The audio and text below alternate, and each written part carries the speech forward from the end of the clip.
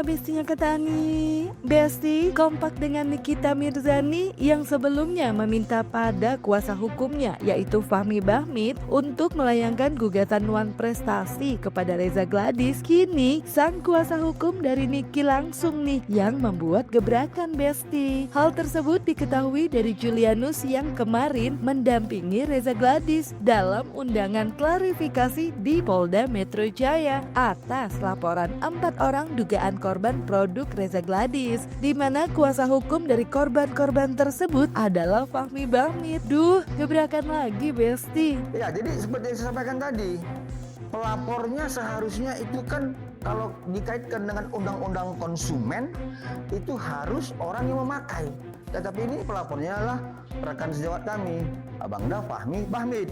Ya, satu azas hukum yang harus kita pahami, ada yang namanya lex specialis derogat lex generalis. Oke? Tetapi turunan dari lex specialis derogat lex generalis ada namanya lex specialis sistematis. Berarti saya bisa bilang salah kaprah, Pak. Saya tidak mau mengatakan itu salah kaprah, tetapi ada normatif hukum, ada ajas hukum. Itu harus kita paham dan patuh terhadap itu. Ya, karena saya advokat, seperti itu. Di situ tentang bahwa klien kami telah menyimpan, mengkonsumsi atau mengedarkan, mendistribusikan sebuah sediaan farmasi yang tidak memiliki izin edar sebagaimana peraturan BPOM nomor 21 tahun 2022. Boleh dilaporin, tapi pembuktiannya nanti. Seperti itu ya. Tapi saya jelaskan bahwa itu terkait kosmetik. Kalau klien kami dilaporkan, kalau saya dilaporkan tidak mungkin karena saya tidak punya kosmetik. Ya, artinya kalau ada orang lain yang melaporkan seseorang terkait sediaan farmasi, ya itu berkaitan dengan 138 pasti tentang izin edar, ya itulah notifikasi. Tapi kalau ada orang yang membeli ya sesuatu produk dan kemudian dia merasa dirugikan, itu pasti tentang undang-undang konsumen. Nah, saya pastikan seseorang itu boleh melaporkan seseorang yang lainnya karena dia sudah jadi korban. Nah, ketannya seperti itu, ya. Legalitasnya bagus semua, NA-nya sudah ada. Jangan lagi dicari-cari siapa-siapa yang dibilang mukanya cacat atau apa. Ya, sebab yang paling utama itu kalau misalnya dikatakan produknya Dr. Reja itu jelek atau tidak bagus atau ada kurang apa segala macam, saya juga nggak terlalu jelas ya. Seharusnya orang yang terkena imbas daripada yang jelek ini itu harus diperiksa. Bawalah ke dokter kulit, minta keterangan dokter kulit. Ini kami periksa, muka ini rusaknya akibat ini. Ya, dan jelas. Jadi waktu dibawa ke penyidik ke polisi, ini loh dokter kulit ini mengatakan mukanya si A, si B ini akibat daripada apa, timbul ini. Ya, jadi tidak bisa hanya katanya si A mukanya rusak, si B rusak, si C, si D sampai si Z semuanya rusak mukanya. Tapi kenapa dia rusak tidak dibuktikan. Dicecar 34 pertanyaan, kubu Reza Gladys tetap semangat Besti. Meskipun Julianus diduga seperti tantrum Besti, geram gitu sama gebrakan Fahmi Bahmit dengan laporan dugaan korban produk Reza Gladys. Sementara itu ditemui awak media, Fahmi Bahmit menegaskan perihal laporan dugaan korban produk Reza Gladys yang dikuasakan kepadanya. Fahmi menegaskan sudah diperiksa sekaligus menyerahkan bukti. Jadi kalau perihal bantahan pihak lawan menurutnya adalah hal yang biasa Besti. Kami sudah menyerahkan keseluruhan dokumennya. Aneh ya.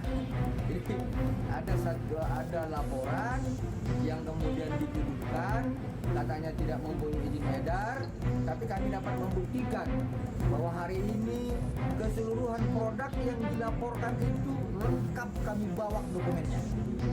Ya sudahlah, kalau terus mencari kesalahan, apa ya modus ya? Ya, jadi modus. Untuk menghentikan proses laporan klien kami di cyber, terus saja lah. Kami akan berjuang untuk mempertahankan klien kami seperti itu. Nanti kita buktikan. Ya, lama-lama saya sudah gemas juga ini loh. Ini klien saya sudah baik-baik, ya iya jadi korban, terus dicari-cari kesalahan. Ini saya juga kadang-kadang nggak terima juga. Ya, kami akan tetap mempertahankan kedudukan hukum kami. Itu. Yang jelas korbannya ada 4 orang dan semuanya sudah diperiksa, barang buktinya sudah kita serahkan kepada penyidik. Udah, sampai di situ saja yang saya jelaskan. Lain-lain saya tidak akan jelaskan. Terkait laporan itu biarlah proses berjalan. Soal orang membantah biasa, saya nggak pusing dengan bantahan-bantahan. Terkait korban mungkin yang dirugikan apa aja bang? Nggak boleh saya kasih tahu. Apa ada nilai material dan imaterialnya juga bang? Undang-undang Perlindungan Konsumen mengatur tentang kerugian. Nah, itu saja yang saya sampaikan. Jadi di dalam Undang-Undang Perlindungan Konsumen, termasuk Undang-Undang Kesehatan itu diatur. Nah, dalam Undang-Undang Perlindungan Konsumen, kerugian itu juga secara material dan juga kerugian secara imaterial. Semuanya ada.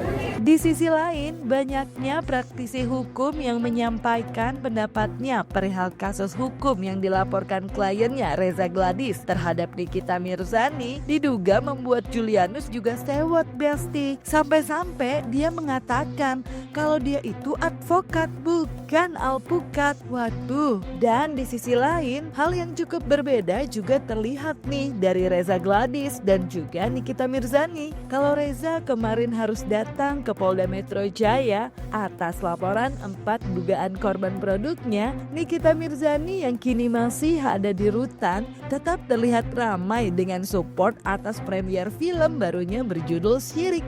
Saya ini kan advokat ya, jadi saya perlu jelaskan saya advokat bukan alpukat ya, saya jelaskan itu.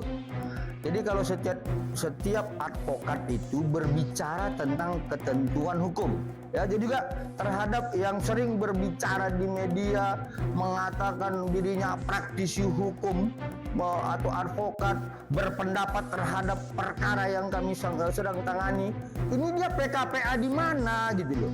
Jadi advokat itu diatur dalam Undang-Undang 18 tahun 2003 ya.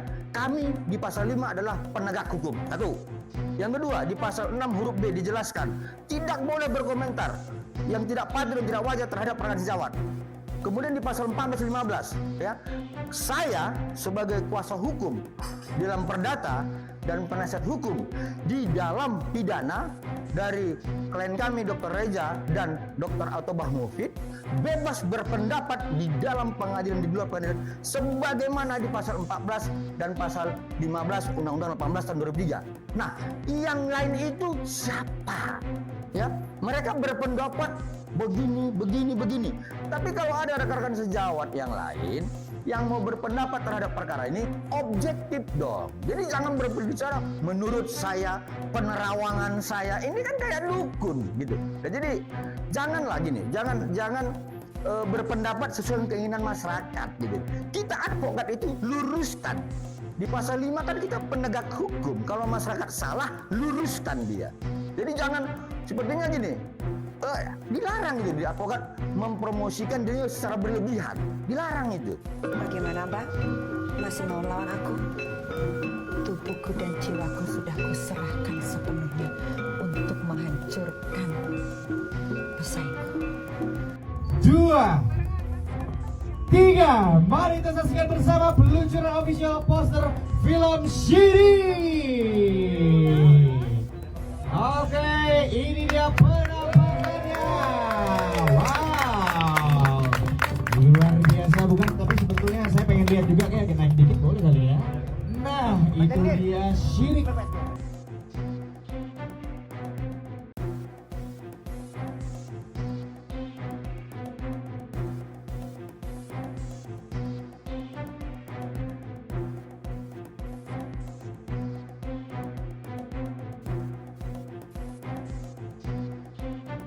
Tadi kan gini, kan ini premiernya Nikita Mirzani. Nah karena gue membeli 1000 tiket untuk Nikita Mirzani, mereka bisa beli, fans-fansnya Nikita Mirzani bisa beli dengan mengklik bio gue.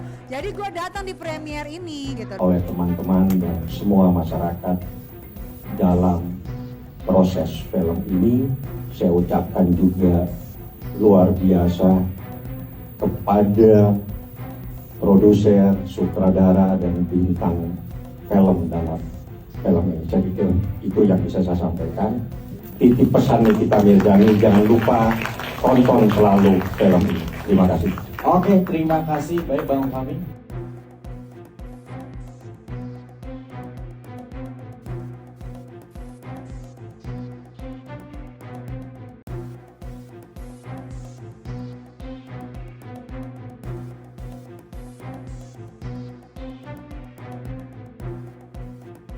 Kalian siapa aja yang nanti datang ke gala premier filmnya Niki? Film Syirik? Kalian ada yang datang? Coba confirm dulu kalian datang apa enggak. Kalau kalian datang, aku enggak datang. Ya, see you. Jangan lupa tanggal 19. Nah, itu launching.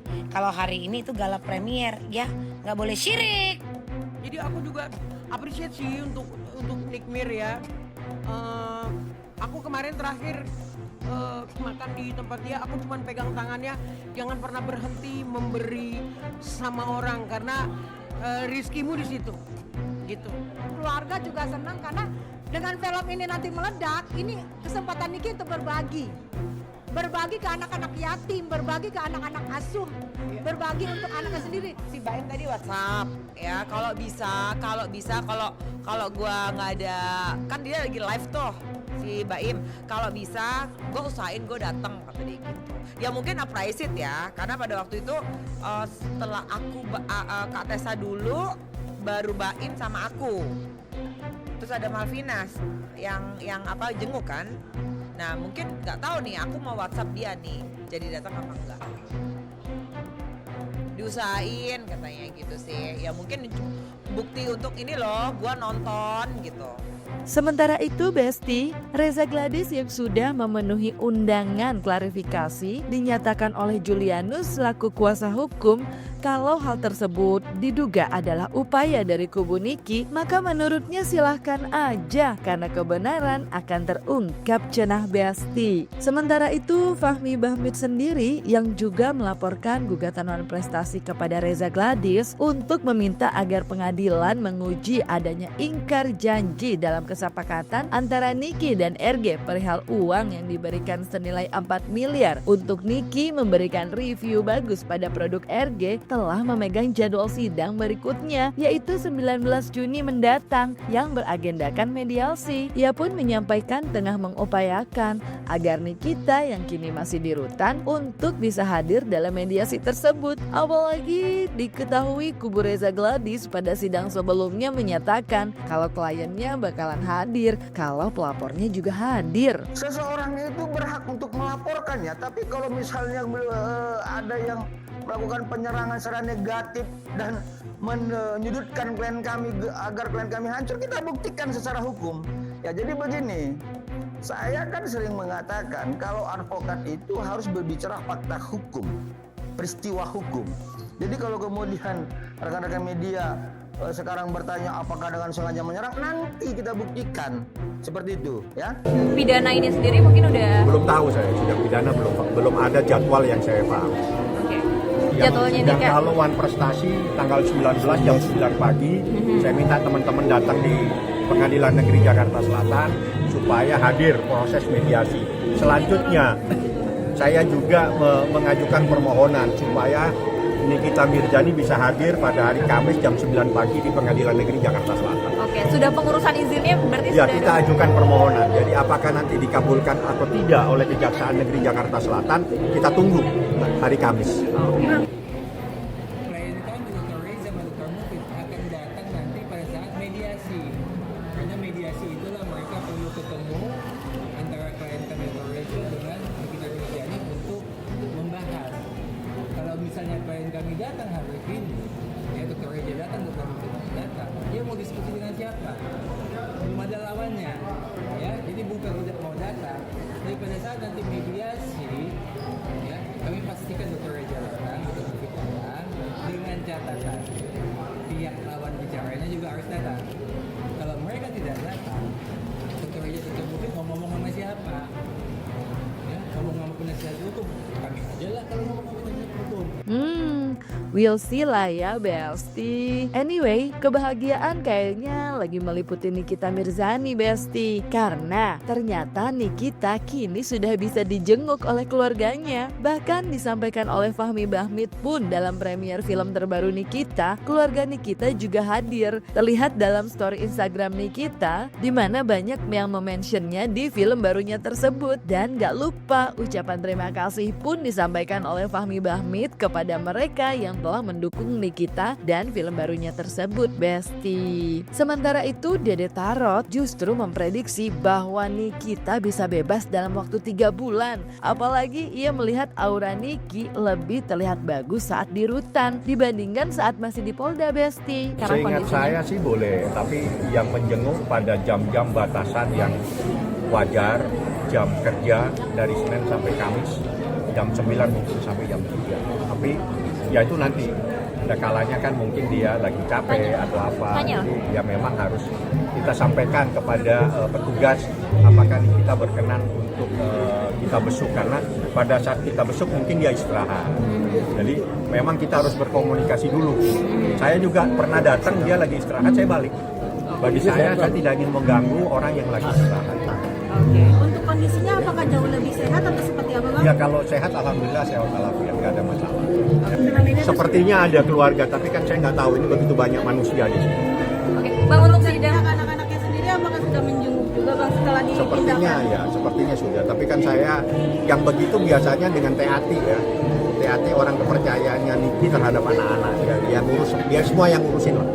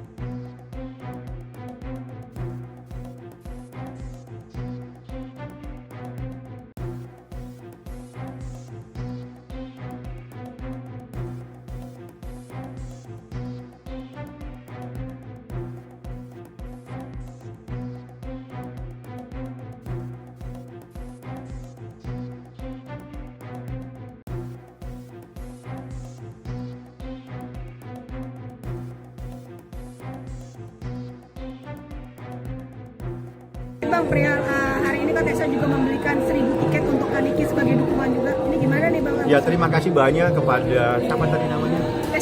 Tessa Marissa atas dukungannya terhadap film Syirik ini. Ya termasuk dukungan kepada Nikita dan semuanya, terutama kepada pemain film Syirik, kepada produser, sutradara dan semua yang terlibat termasuk kru. Saya ucapkan selamat. Ini film luar biasa karena mengangkat kisah nyata tapi dikemas dalam sebuah film, dan ini sensitif sekali.